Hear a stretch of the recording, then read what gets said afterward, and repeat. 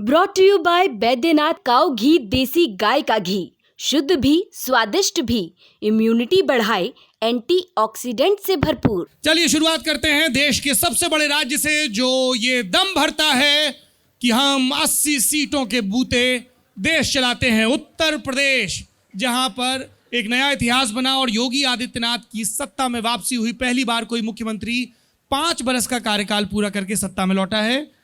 राजदीप जी, राहुल जी, आप लोग उत्तर प्रदेश के उस विधानसभा चुनाव को अब जब 6-8 महीने बीत गए हैं, किस नज़र से देखते हैं? क्या हासिल, क्या राजनीतिक सबक?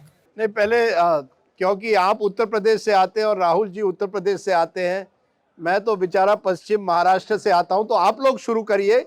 मैं आपसे जानना चाहता हूं राहुल जी से पहले, फिर मैं अपनी टिप्पणी दूंगा। 3 राज्यों का होने का ये बहुत फायदा है कि आप शेर, बंगाल के दामाद, सब कुछ, ये कुछ भी कर दिल्ली के सकते हैं। कार्यकर्ता। ऐसे है, ये देश विचित्र देश है जहां कोई भी व्यक्ति कहीं भी जा सकता है और अपनी पहचान बना सकता है। ये देश की खासियत है। बिल्कुल। मैं दिल्ली का बहुत शुक्रगुजार हूं कि आपने एक छोटे महाराष्ट्रन को दिल्ली में जगह दी है। मैं राज ठाकरे से भी प्रार्थना करता हूं अच्छी कि खासी जगह दी है कि उत्तर भारतीयों को भी, मैं राज ठाकरे से भी प्रार्थना करता हूं कि उत्तर भारतीयों को भी उसी तरह से मुंबई में जगह दी जाए। मुंबई सभी का शहर है, उसी तरह से आज दिल्ली भी सभी का शहर है। इसमें जबानी जो भी हो, बिल्कुल। देखिए, हंसी मजाक सब अपनी जगह है, हम सब जानते हैं। India first, India first. अब मुझे लग रहा है इसके बाद राजदीप जी जाके पर्चे ही भर देंगे। जी नहीं, मैं एक और कि बशीर बद्र साहब ने कहा है, यहाँ लिबास की कीमत है आदमी की कम, मुझे गिलास बड़ा दे दीजिए, दारू बेशक थोड़ी कम कर दीजिए। तो राजीव ने जो कहा वो बात अलग है, लेकिन उत्तर प्रदेश जो है बहुत ही एक इंटरेस्टिंग फेज में चल रहा है। आप देखिए, लगातार योगी आदित्यनाथ का जो है एक सेंस ऑफ कंसोलिडेशन दिख रहा है, जो उनकी मार्च के महीने में जीत हुई है। एक लेवल पे योगी आदित्यनाथ ने उस जीत को, जो कि कह सकते हैं कलेक्टिव थी, नरेंद्र मोदी यानी उपयोगी वाला जो एक स्लोगन चला था, लेकिन उसके आगे योगी आदित्यनाथ ने उसमें अपना कंसोलिडेशन जो है, एक बड़ी इंपॉर्टेंट चीज यह है कि बीच में आपने याद होगा कि फेरबदल हुए थे बीजेपी में, योगी आदित्यनाथ बाहर गए थे, को सम्मिलित नहीं किया गया था बड़ी डिसीजन मेकिंग बॉडीज में, तो कहा गया था कि योगी आदित्यनाथ का कद थोड़ा छोटा हुआ है। लेकिन एक बात तय है कि मैं देख रहा हूं कि योगी आदित्यनाथ जो है वो अपने एक सेंस ऑफ कंसोलिडेशन पे, बीजेपी की ग्रोथ, सरकार का चलाना, उसमें अपने एक कंसोलिडेशन कर रहे हैं। अब आप कैंपेन को देखिए, हिमाचल में कैंपेन हुआ और गुजरात में आज हैं, और अगर आप उनका देखिए तो मैं दोनों राज्यों में बात की है, हिमाचल में सबसे ज्यादा आने वाली डिमांड जो है वो योगी आदित्यनाथ की है, और गुजरात में भी कई इलाकों में जो सेंट्रल और थोड़ा नॉर्थ गुजरात से सटा हुआ है, जहां पोलराइजेशन का इंपैक्ट ज्यादा था, वहां पे भी जो डिस्ट्रिक्ट कमिटीज हैं बीजेपी की, वो योगी आदित्यनाथ की डिमांड ज्यादा कर रही हैं। लेकिन मेरे ख्याल से जो आने वाला पैमाना जो एक तय होगा वो होगा मैनपुरी के चुनाव से। मैनपुरी का जो बाइपोल है वो एक क्या है कि जो समाजवादी पार्टी के और मुलायम सिंह यादव के गढ़ माने जाते थे, उसमें आजमगढ़, रामपुर और मैनपुरी, रामपुर और आजमगढ़ जो है वो फतेह कर लिए हैं बीजेपी ने, लेकिन जो समाजवादी पार्टी के लिए मैनपुरी है वो 91-96 से आज तक अविजित है समाजवादी पार्टी मैनपुरी में, और मुलायम सिंह यादव 5 बार जीते हैं, और जिसको वो खड़ा करते थे वो जीत जाते थे। कोइंसिडेंटली सौरभ, बड़ी इंटरेस्टिंग बात यह है कि मेरे करियर में पहली बार बैलेट लुटते, बैलेट बॉक्सेस, वो आप लोगों ने देखे नहीं होंगे, और लुटते हुए बैलेट बॉक्सेस मैंने पहली बार देखे थे कि एक जीप आती है, अंदर पुरानी टूटी जीप होती थी, उसमें लोग आते हैं कट्टे हाथ में, वो पोलिंग बूथ के अंदर घुसते हैं और बैलेट बॉक्सेस को उठा के ले जाते हैं। और उसके पीछे जब हम गए थे तो शाम को देखा था, वो एक जगह, वो उस जगह के बैलेट उठाए गए थे बॉक्सेस जहां पे वोट कम पड़ना था उनको, पार्टी को, तो वो बैलेट बॉक्सेस उठा के ले गए थे। तो ये जो इलेक्शन है ये बड़ा इंटरेस्टिंग हो रहा है। आप देखिए जिस तरह से प्रतिष्ठा का सवाल जो है, मैं उसमें ये बताना चाहूंगा आपको कि कुछ लोग जो थे बीजेपी में बहुत इंटरेस्टेड थे, जिसमें संघ के लोग थे, भूपेंद्र चौधरी जो बीजेपी के अध्यक्ष हैं, और बीजेपी से नाता रखने वाले भूपेंद्र यादव वगैरह, कुछ लोगों का इंटरेस्ट था कि शिवपाल यादव को मैनपुरी सीट से फील्ड कर दिया जाए शाक्य की जगह। लेकिन कहीं जो यादव समाज की बिरादरी के बड़े लोग हैं वो उनका प्रेशर, और शायद ये बात कि मुलायम सिंह यादव की विरासत वहां स्टेक पे है, अगर आप उसको डैमेज करेंगे तो आप भी उसमें लहूलुहान होंगे, वो फैक्टर होने के कारण शिवपाल यादव को बैकफुट पे आना पड़ा और उनको एक्सेप्ट करना पड़ा कि डिंपल यादव जो है वो उनको बैक कर देंगे। ये बड़ा इंटरेस्टिंग डेवलपमेंट है, क्योंकि अगर शाक्य साहब की जगह, शाक्य साहब कोइंसिडेंटली जो चुनाव लड़ रहे हैं डिंपल के खिलाफ, वो अभी विधानसभा में शिवपाल यादव जी की नाराजगी का कारण बने थे, क्योंकि अखिलेश ने उनको टिकट नहीं दिया था इटावा से, तो उस कारण से वो नाराज हो गए थे। आई थिंक मैनपुरी का चुनाव जो है यूपी के लिए एक वाटरशेड मोमेंट होगा कि अखिलेश के लिए पहली बार अपनी राजनीतिक जीवन में 1992 से पहली बार समाजवादी पार्टी के इतिहास में कोई एक इलेक्शन होने जा रहा है मुलायम सिंह यादव की एब्सेंस में। वो एक बहुत क्रिटिकल एलिमेंट है। हम लोगों ने बहुत विस्तार से मुलायम सिंह यादव का जो राजनीतिक योगदान है उसके बारे में बात की थी। कुछ बिंदु हैं जिस पर मैं आप लोगों की टिप्पणी चाहूँगा। उत्तर प्रदेश के चुनाव और उत्तर प्रदेश की एक साल की राजनीति। योगी आदित्यनाथ का राष्ट्रीय स्तर पर कद बढ़ा है और जब भी नंबर 2 की बहस होती है, जिसे ऑब्वियस रीजन से बीजेपी ठुकराती है, तो ये कहा जाता है कि नरेंद्र मोदी के उत्तराधिकारी के तौर पर चुनाव जीतने के बाद से उनका वजन बढ़ गया है। अखिलेश यादव ने अपने आप को मजबूत किया है चुनाव गंवाने के बावजूद। एक टफ फाइट दी है बीजेपी को। मायावती का रेलेवेंस खत्म हो गया है। कई लोगों को लगा था 2019 में जब सपा के साथ गठजोड़ किया और उनकी कुछ वापसी हुई कि वो अभी पॉलिटिकली रेलेवेंट है, पर वो बहुत मुश्किल नजर आ रहा है। प्रियंका गांधी के नेतृत्व में कांग्रेस लड़ी, बुरी तरह खेत रही उत्तर प्रदेश में, तो उससे प्रियंका गांधी के करिश्मा या सांगठनिक कौशल को लेकर जो बहस हो रही थी वो शांत पड़ गई है।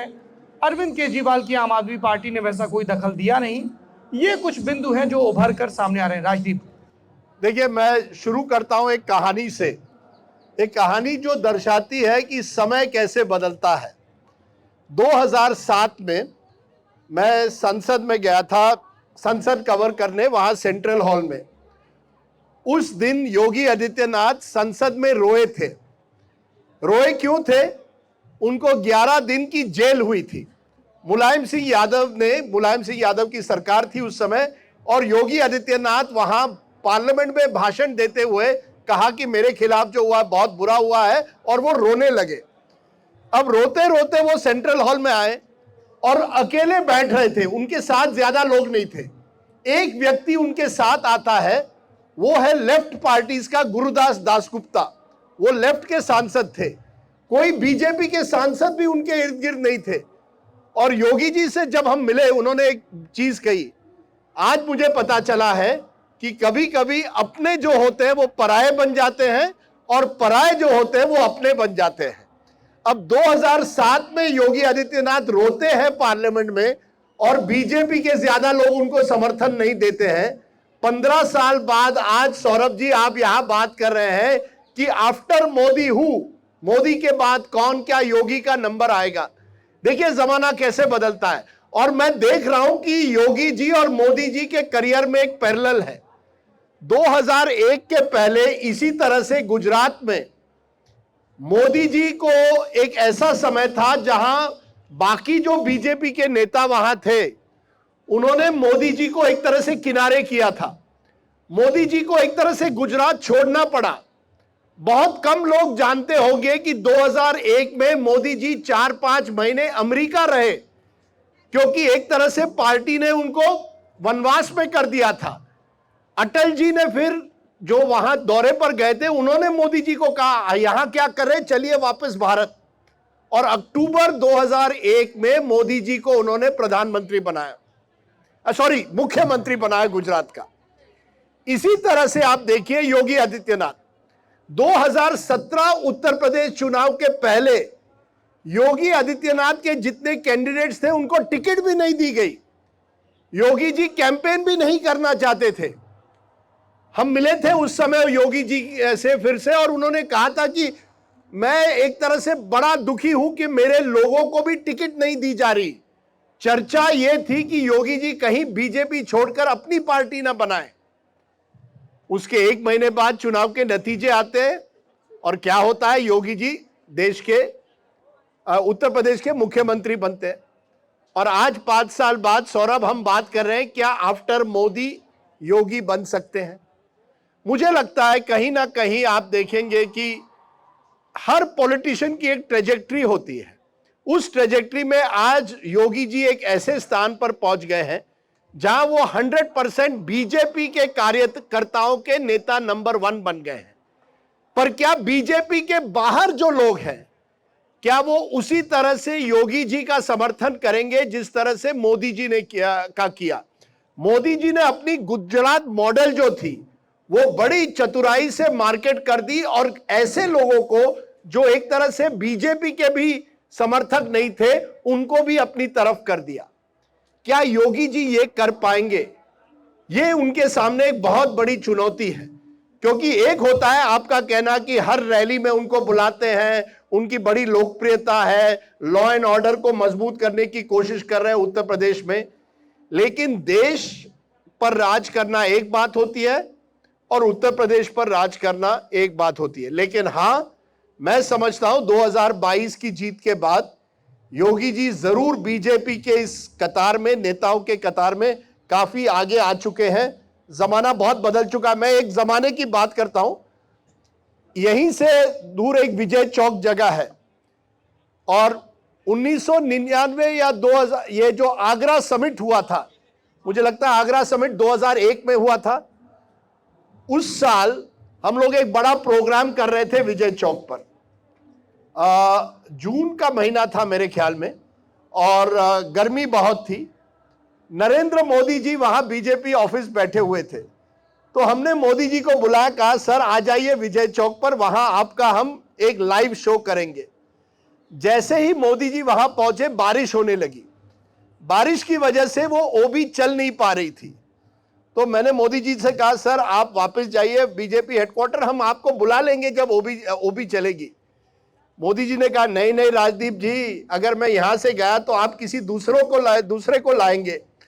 वहां छतरी के नीचे मोदी जी 2 घंटे बैठे जब तक बरसात थम नहीं गई और ओबी नहीं चली। आज आप सोचिए, क्या मोदी जी 2 घंटे किसी के लिए रुकेंगे? जमाना बदलता है, कहां कौन कड़वत कहां लेता है, कौन नेता अगला बनेगा कौन जाने। मुझे इस बात की बड़ी खुशी रहती है कि जब हम नेता नगरी करते हैं तो राजदीप जी के पास पुराने जमाने के नए, ये बहुत पुराने व्यक्ति हैं और ये हमारे सौभाग्य है। अनुभव पर कभी हंसिए मत, और ये मुझे इस तरह का मजाक करने की इजाज़त देते हैं इसलिए मैं कर पाता हूँ। ठीक है, आपकी राजदीप से, राहुल से वैचारिक सहमति असहमति हो सकती है, होनी भी चाहिए और हंसी मजाक भी चलता रहेगा, पर उस चीज़ का, क्योंकि कोई आपको आई विटनेस अकाउंट बता रहा है, कोई आपको बता रहा है कि मैं मुलायम सिंह यादव की मां से मिला तो उन्होंने क्या कहा कि लल्ला इंटरव्यू कर लिया है, रोटी खा के जाओ, कोई आपको बता रहा है कि जब वो पार्टी के महासचिव थे तो ये किताबों में नहीं मिलेगा, व्हाट्सएप पर भी नहीं मिलेगा।